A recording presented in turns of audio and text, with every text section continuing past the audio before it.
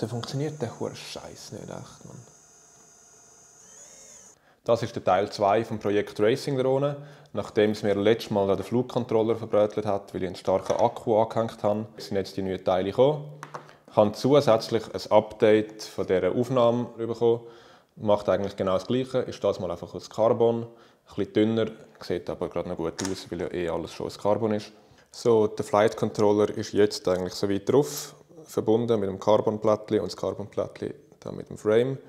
Das hebt recht gut, das muss auch gut heben, weil sobald es kleine Erschütterungen gibt, kann es sein, dass nachher der Kopter nicht mehr stabil in der Luft ist, weil dann die ganzen Sensoren durcheinander kommen.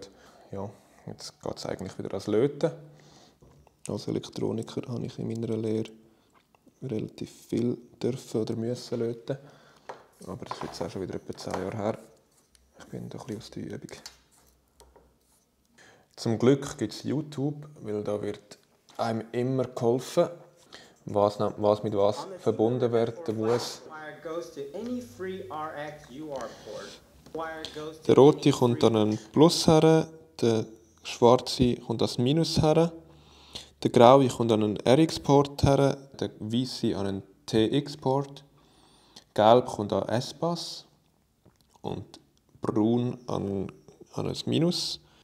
So, mein Kopter ist soweit ready zum Anstecken. Ich habe einen kleineren Akku als letztes Mal, es ist nur noch 3 Zellen und nicht 4 Zellen. Es dürfte eigentlich nichts mehr passieren. Wenn jetzt dann ein paar Sachen blinken und tönen, dann ist es gut.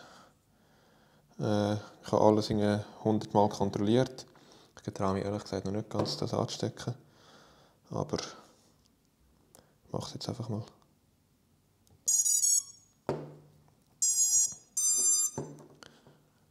Es leuchtet etwas blau. Geil. Es gibt keine Rauchentwicklung, rotes Lämpchen, blaues Lämpchen. Rein theoretisch, wenn ich das anstecke, sollte ich eigentlich da innen etwas sehen von dieser Kamera.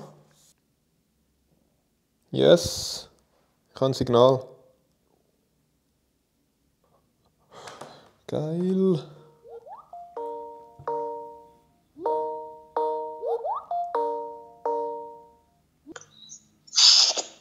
Jo, Hey, hallo.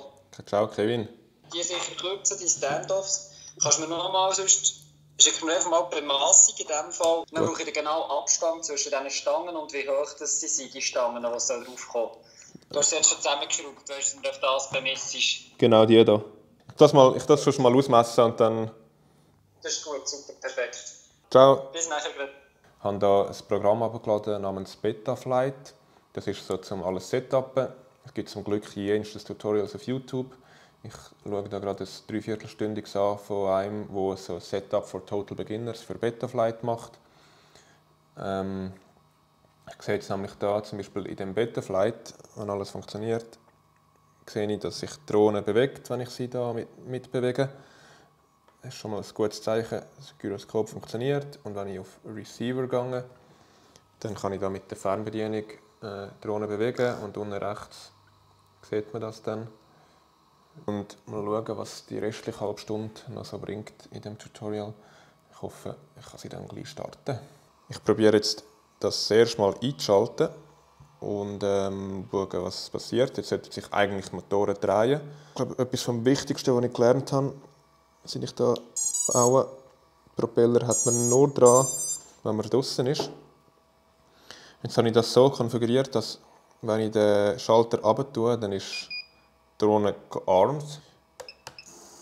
Jetzt drehen die Motoren. Jetzt habe ich da ein bisschen Gas gegeben.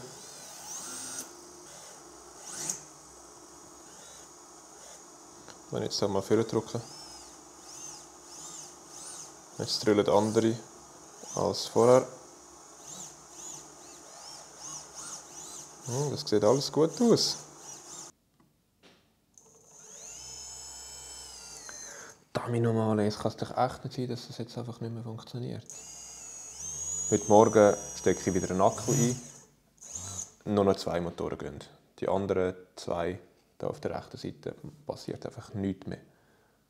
Ich habe alles nochmal geflasht, ich habe alles nochmal geresettet. Ich habe mit dem Tino etwa 2 Stunden hin und her geschrieben und er hat mir irgendwie probiert zu helfen, aber alles nützt nichts.